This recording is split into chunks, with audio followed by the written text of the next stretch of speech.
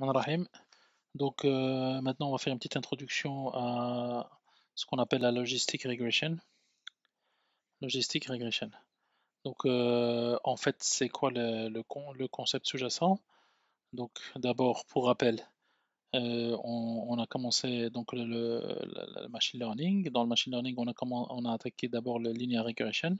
Donc linear regression c'est le fait de pouvoir associer donc à une feature ou des features données un output donné. Ok, donc on a un nuage de points et sur base d'un nuage de points, on peut pouvoir. Le but c'est d'avoir un modèle qui va nous permettre d'associer donc à un input donné un output donné. Donc ça veut dire que quelque part on a un input qui est continu et qui va nous donner un résultat continu. Ok. Après, maintenant, ce que nous allons introduire, c'est ce qu'on appelle la logistic regression.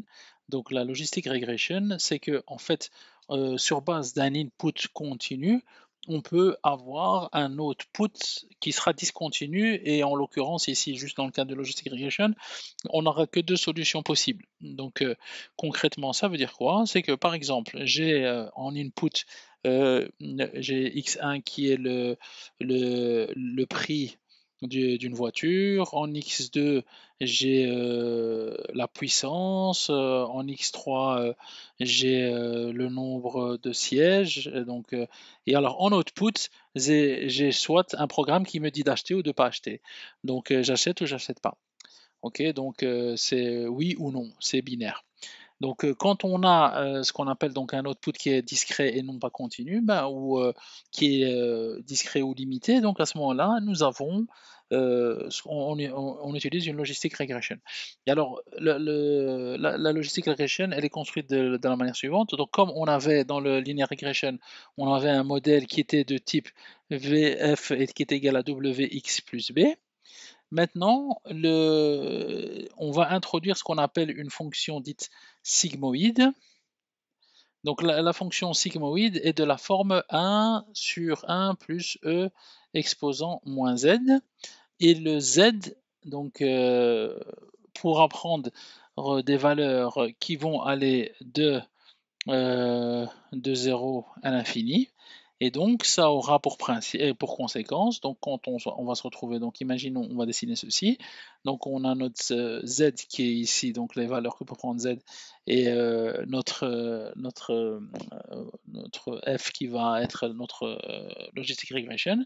Qu'est-ce qui se passe? Ça veut dire que quand z est égal à 0, on voit que ici, oh non, excusez-moi, on peut même aller de moins l'infini à plus l'infini. Donc ça veut dire que quand un z est particulièrement petit, ça fait moins moins, ça devient plus, donc le e devient très élevé. On divise, donc on se retrouve avec 1 divisé par quelque chose de très très grand.